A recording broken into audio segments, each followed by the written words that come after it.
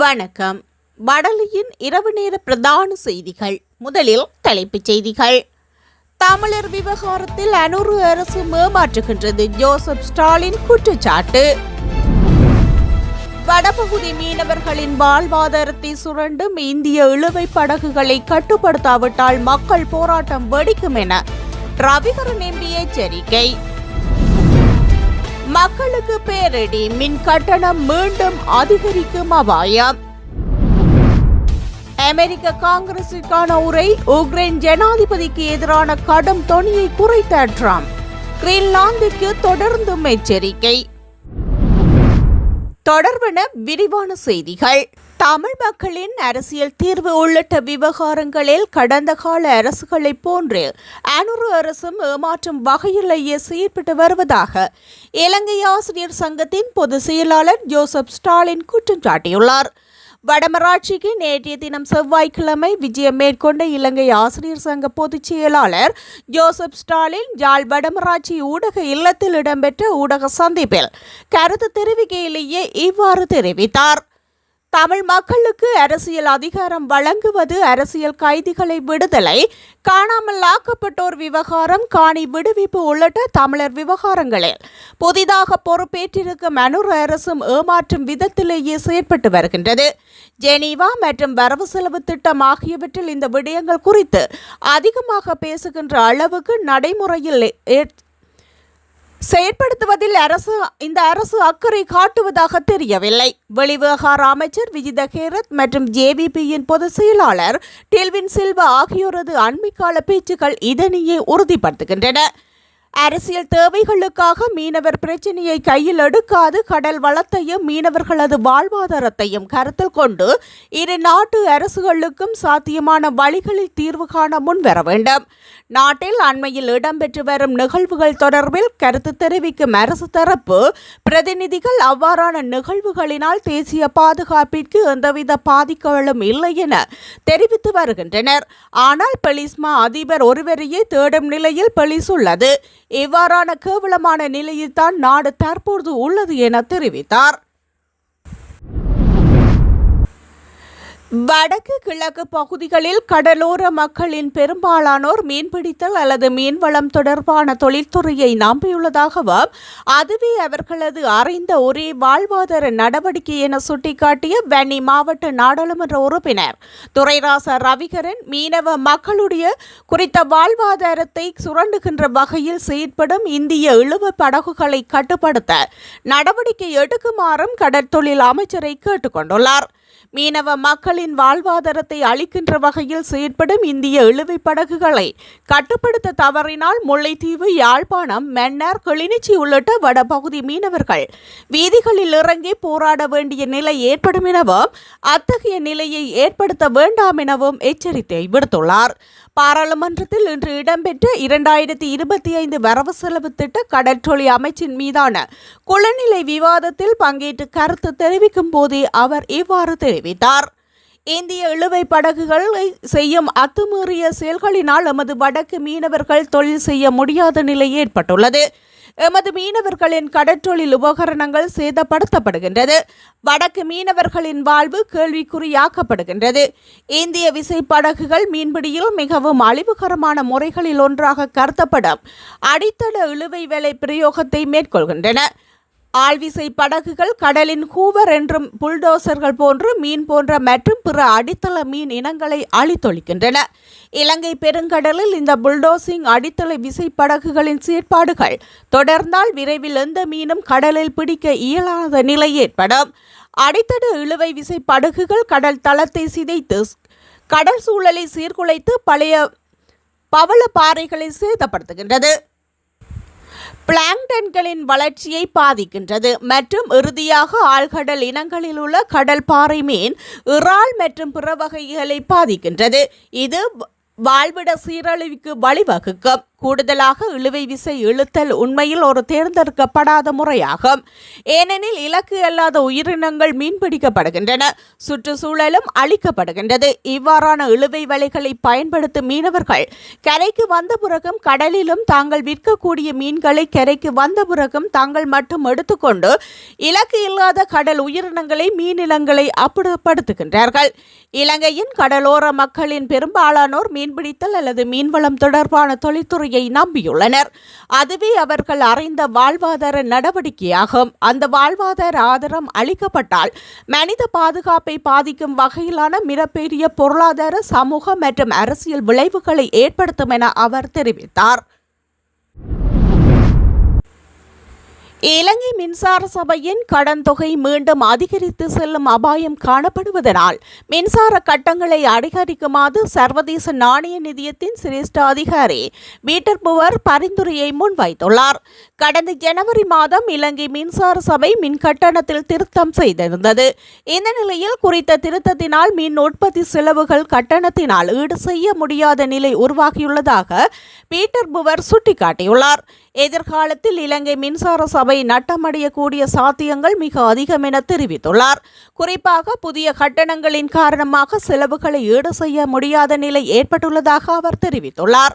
இதனால் இலங்கை மின்சார சபையின் கடன் தொகை மீண்டும் அதிகரித்து செல்லும் அபாயம் காணப்படுவதாகவும், அவ்வாறு கடன் அதிகரித்தால் இலங்கை மின்சார சபை அரசாங்கத்திற்கு சுமையாக அமையக்கூடும் எனவும் பீட்டர் பவர் எச்சரிக்கை விடுத்துள்ளார். எனவே மின்சார சபையின் செலவுகளை ஈடு செய்யக்கூடிய வகையில் மின் கட்டணங்களில் திருத்தம் செய்யப்பட வேண்டும் என அவர் தெரிவித்துள்ளார்.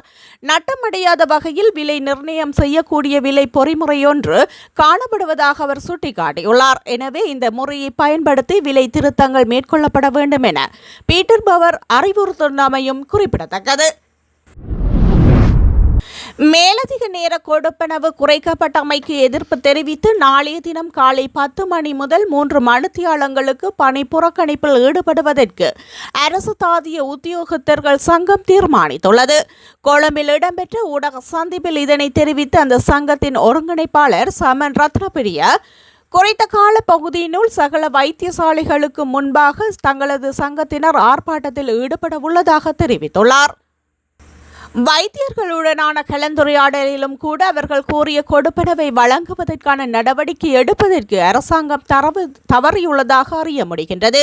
எனவே தங்களுக்கு நியாயமான கொடுப்பனவுகள் வழங்கப்பட வேண்டும் என கோரி நாளைய தினம் 3 மணி நேர பணி புனகரிப்பை முன்னெடுப்பதற்கு தீர்மானித்துள்ளதாக அரசு தாதிய உத்தியோகத்தர்கள் சங்கத்தின் ஒருங்கிணைப்பாளர் சமன் ரத்னபிரிய தெரிவித்துள்ளார். மனித நுகர்வுக்கு பொருத்தமற்ற அசுத்தமான தேங்காய் எண்ணெய் உள்ளூர் சந்தையில் நுழைந்துள்ளதாக வர்த்தக அமைச்சர் வசந்த சமரசிங்க இன்று பாராளுமன்றத்தில் தெரிவித்துள்ளார். சுத்திகரிக்கப்படாத தேங்காய் எண்ணெயை பெற்று உள்ளூர் சந்தையில் விற்பனை செய்வதில் இறக்குமதியாளர்கள் ஈடுபட்டுள்ளனர் என்று பாராளுமன்ற உறுப்பினர் சமிந்த விஜயசிறி சபையில் எழுப்பிய கேள்விக்கு பதிலளித்த அமைச்சர் இதனை கூறியுள்ளார். சில இறக்குமதி நிறுவனங்கள் கணிசமான வருவாய் ஈட்டிய பின்னர் 11 மாதங்களில் செயல்படாமல் போய்விட்டன என்றும் அமைச்சர் தெரிவித்தார். நுகர்வோர் பாதுகாப்பு சட்டம் திருத்தப்படும் என்றும் மோசடிகளை தடுக்க வலுவான விதிகள் மற்றும் விதிமுறைகள் கொண்டு வரப்படும் என்றும் அவர் தெரிவித்திருந்தார். அரசு காப்புறுதி நிறுவனமான இலங்கை காப்புறுதி கூட்டுத்தாபனம் வெள்ளத்தால் பாதிக்கப்பட்ட அரிசி ஆலை உரிமையாளருக்கு 17 லட்சம் ரூபாயினை காப்புறுதி இழப்பீட்டுத் தொகையாக வழங்கியுள்ளது. சுன்னாகம் பகுதியில் உள்ள அரிசி ஆலை ஒன்றின் 30 விவசாயிகளின் நெல் களஞ்சியப்பட்டிருந்த நிலையில் டிசம்பர் மாதம் நில சீரற்ற காலநிலையினால் வெள்ளம் உட்புகுந்து குறித்த நெல் மூட்டைகள் அழிவுக்குள்ளாகியிருந்தன. இந்த நிலையில் இலங்கை காப்புறுதி கூட்டுத்தாபனத்தின் சங்கானை கிளையில் குறித்த நபர் ஏற்கனவே 44,000 ரூபாய் காப்புறுதி வருடாந்த தொகையாக செலுத்திய நிலையில் 17,09,000 ரூபாயினை இலங்கை காப்புறுதி கூட்டுத்தாபனத்தின் வடபிராந்திய பொது காப்புறுதி முகாமையாளர் அஜித்குமார் வழங்கி வைத்தார். இதன்பொழுது சங்கானை கிளை முகாமையாளர் மற்றும் உத்தியோகஸ்தர்கள் கலந்து கொண்டிருந்தனர். இந்திய இலங்கை இரு நாட்டு மக்களும் கலந்து கொள்ளும் கச்சத்தீவு புனித அந்தோணியார் திருவிழா எதிர்வரும் 14 மற்றும் 15 திகதிகளில் இடம்பெறவுள்ளது. இம்முறை கச்சத்தீவில் இந்தியாவில் இருந்து கலந்து கொள்ள 3464 பேர் பதிவு செய்துள்ளனர். இந்த ஆண்டு கச்சத்தீவு அந்தோணியார் ஆலயத்தில் நடைபெறவுள்ள திருவிழாவில் இந்திய பக்தர்கள் கலந்து கொள்வதற்காக யாழ்ப்பாணம் மறை மாவட்ட குறுமுதல்வர் ஜோசப் தாஸ் ஜெபரட்னம் ராமேஸ்வரம் பங்கு தந்தை அசோக் வினோவுக்கு அனுப்பிய அழைப்புதலை ஏற்று ராமேஸ்வரத்திலிருந்து கச்சத்தீவு திருவிழாவுக்கு செல்ல 79 விசைப்படகுகள் மற்றும் 23 நாட்டு படகுகளில் 2720 ஆண்கள், 652 பெண்கள், 56 ஆண் குழந்தைகளும் 36 பெண் குழந்தைகளும் என மொத்தம் 3464 பேர் பதிவு செய்துள்ளனர். ராமநாதபுரம் மாவட்டத்தை சேர்ந்த வெளி மாவட்ட மாநில பக்தர்கள் தங்கள் ஊர் காவல் நிலையங்களில் தடையில்லா சான்று பெற்றிருக்க வேண்டும். அதுபோல் மத்திய மாநில அரசு பணியாளர்களும் திருவிழாவில் கலந்து கொள்ள தங்களின் அலுவலகத்தில் தடையில்லா சான்றிதழ் பெற்றிருக்க வேண்டும். மார்ச் 14 அன்று மாலை 4 மணியளவில் கச்சத்தீவில் கொடியேற்றத்துடன் விழா ஆரம்பமாகும். தொடர்ந்து ஜெபமாலை மன்றாட்டு, இரு நாட்டு மக்களும் சேர்ந்து தூக்கி வரும் சிலுவை பாதை நிகழ்ச்சி, நற்கருணை ஆராதனையும், இரவு அந்தோணியாரின் சொரூபம் வைக்கப்பட்ட தேர் பவனியும் நடைபெறும். மார்ச் 15 அன்று காலை 7:30 மணியளவில் சிறப்பு திருப்பலியும் கூட்டு பிரார்த்தனையும் நடைபெறும். இதனைத் தொடர்ந்து கொடி இறக்கமும் நடைபெற்று திருவிழா நிறைவடையுள்ளமை குறிப்பிடத்தக்கது. வித்தியாசமான சிகை அலங்காரங்களுடன் பாடசாலைக்கு வந்த மாணவர்களை சிலை அலங்காரங்களை சீர் செய்து வருமாறு அதிபர் திருப்பி அனுப்பியுள்ளார். யாழ் நகருக்கு அண்மையில் உள்ள பிரபல பாடசாலையில் இன்றைய தினம் புதன்கிழமை நடைபெற்ற சம்பவம் தொடர்பில் மேலும் தெரிய வரும்போது, எதிர்வரும் 17ஆம் தேதி நடைபெறவுள்ள கல்வி பொதுத்தராதர சாதாரண பரீட்சைக்கு தோற்றவுள்ள மாணவர்கள் இதுவரை காலமும் கல்வி விடுமுறையில் நின்று பாடசாலைக்கு இன்றைய தினம் பரீட்சை அனுமதி பெற வந்த விதம் சிகை அலங்கரிப்புடன் சென்றுள்ளனர். அதில் சில மாணவர்கள் தமது பெற்றோருடன் அனுமதி அட்டைகளை பெற சென்றுள்ளனர். அவ்வாறு வித்தியாசமான சிகை அலங்கரிப்புடன் பாடசாலைக்கு வந்த மாணவர்களை சிகை அலங்கரிப்பை சீர் செய்து வருமாறு பாடசாலை அதிபர் திருப்பி அனுப்பியுள்ளார். உடனேயே பாடசாலைக்கு அருகில் உள்ள சிகை அலங்கரிப்பு நிலையங்களுக்கு சென்ற மாணவர்கள் சிகை அலங்கரிப்பை சீர் செய்து பாடசாலைக்கு திரும்பினர். மாணவர்கள் தமக்குரிய ஒழுக்க விழுமியங்களுடன் நடக்க வேண்டும் எனவும், பாடசாலை காலம் முடியும் வரை பாடசாலைக்கான ஒழுங்குகளை கடைபிடிக்க வேண்டும் என மாணவர்களை எச்சரித்ததுடன் பெற்றோர்களுக்கும் பிள்ளைகளுடைய நடவடிக்கைகள் தொடர்பில் கண்காணிப்புடன் இருக்க வேண்டும் எனவும் அறிவுறுத்தியுள்ளார்.